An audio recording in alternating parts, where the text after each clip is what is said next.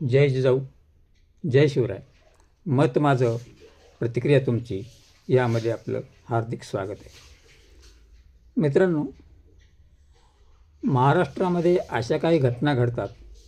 दिल्लीचे भाजपचे बडे नेते येतात आणि काहीतरी बोलतात आणि त्यावरून खरं की खोटं हा विचार करायला वाव मिळत नाही. प्रश्न असा आहे, भारतीय जनता पक्षाच्या एका कार्यालयाचं मुंबईमध्ये मोठं उद्घाटन पार पडलं. जवळजवळ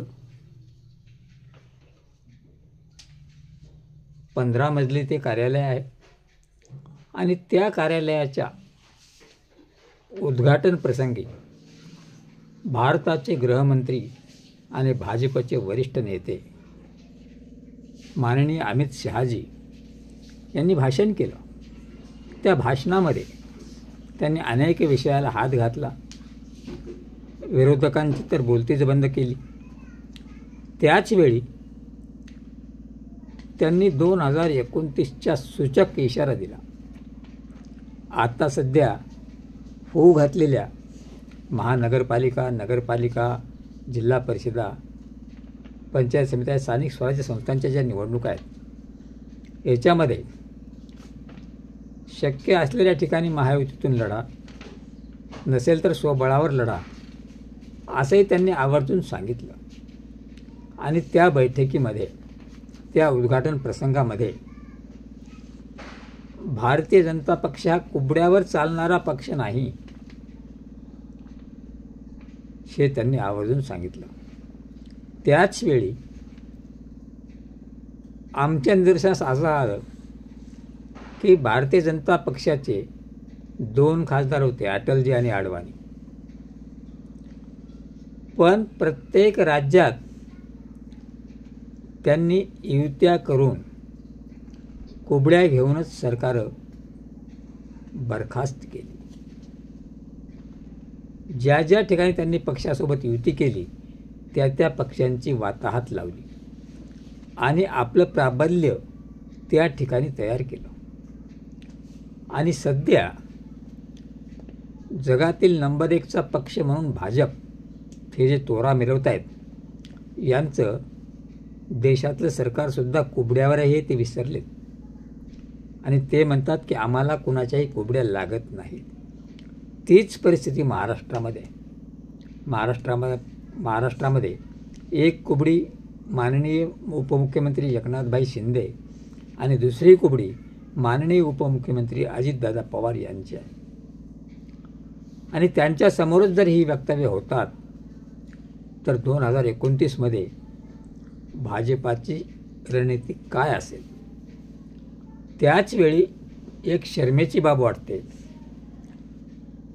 की महायुतीचा एल्गार, महायुतीची निवडणूक म्हणून एकनाथ शिंदे आणि अजित पवार हे काय ऐकून घेतात? यांची काय मजबुरी असेल? तर एक मजबुरी दादांत दिसते की अजित पवारांना काहीही करून सत्ता हवी आहे. जर ईडी सत्तेत नसेल तर ईडी CBI पाठीमागा लागेल आणि आपल्याला तिहारच्या तुरुंगात जावं लागेल किंवा येरवड्याच्या. तीच कंडिशन उपमुख्यमंत्री एकनाथ शिंदे यांची सुद्धा आहे. म्हणून ते वेळोवेळी संजय राऊत टीकाही करत असतात. पण आपण निष्पक्षपातीपणे बोलायचं ठरलं तर एकनाथ शिंदे किंवा अजितदादा पवार यांच्या दिल्लीत आहे काय? हे स्थानिक पक्ष आहेत, यांची कार्यालये महाराष्ट्रात आहेत आणि स्वतःच हे त्या पक्षाचे अध्यक्ष आहेत. अशावेळी जर तुमचा केवळ उपयोग म्हणून भारतीय जनता पक्ष वापर करत असेल, तर ही गोष्ट तुम्हाला कळणार नाही एवढे तुम्ही दुधखोळी नक्कीच नसाल, असं मला तरी वाटतं. पण तुमची अशी कोणती दुखरी नस ही भाजपाच्या हातात आहे. मध्यंतरी चर्चा घडल्या होत्या की एकनाथ शिंदे मुख्यमंत्री असताना च्या फाईल्स अमित शहाच्या जवळ आहेत.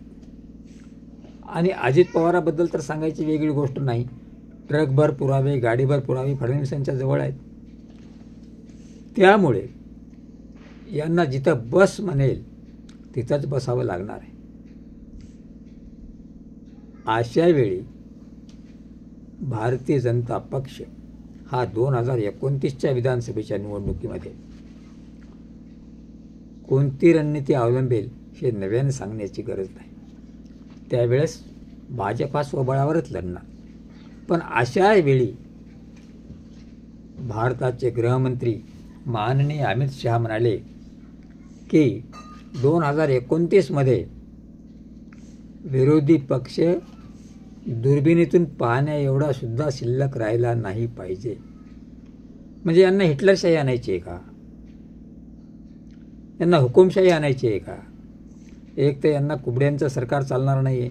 म्हणजे एकनाथ शिंदेला हे लात मारणार आहेत, हे काळ्या दगडावरची पांढरी रेष आहे.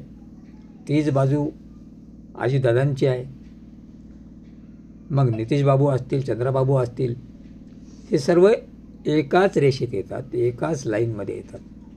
अशा वेळी जर 2029च्या निवडणुकीमध्ये विरोधी पक्ष दुर्बिणीतून पाहण्याएवढा ठेवायचा नसेल तर आजच अघोषित आणीबाणी तुम्ही लागू केलेलीच आहे. कारण निवडणूक आहे, नावापुरते आहेत. निवडणूक आयोग तुमचंच रखेल आहे. कोर्टाची सुद्धा तीच परिस्थिती आहे. मग निवडणुका घेताच कशाला?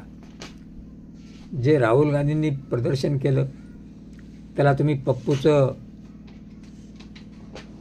फडणवीस म्हणतात पहाड खोदा चुहा भी नहीं निकला. काल आदित्य ठाकरेंनी प्रेझेंटेशन केलं, मतचोरी कशी होते किंवा बोगस मतदार कसे आहेत.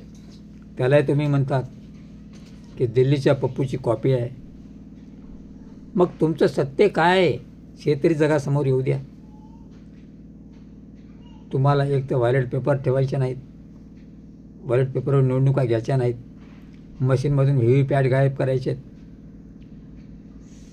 केंद्रीय निवडणूक आयोग तुमचा, निवडणूक आयुक्त तुमचे, सर्व तुमची रखेल यंत्रणा आणि बोगस मतदारसुद्धा. अशा वेळी आजच 2029 लांब राहिलं, तुम्ही दुर्बिणीतून विरोधी पक्ष पाहण्या एवढं ठेवायचा नाही म्हणता.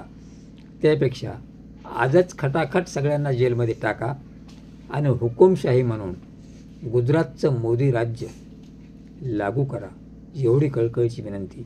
मित्रहो, तुम्हास यातून काय वाटतं? कधी म्हणायचं एक आहे तो सेफ आहे, कधी म्हणायचं बटेंगे तो कटेंगे.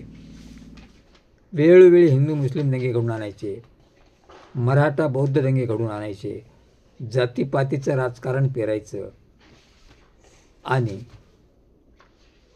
आता स्वतः राज्य करायचं. निवडणुकीत मतदान करते वेळेस शेतकरी हिंदू असतो, पण जेव्हा कर्जमाफीची वेळ येते तेव्हा शेतकरी हिंदू नसतो. निवडणुकीमध्ये मतदान घेताना मराठा हिंदू असतो, पण आरक्षण देताना मराठा हिंदू नसतो.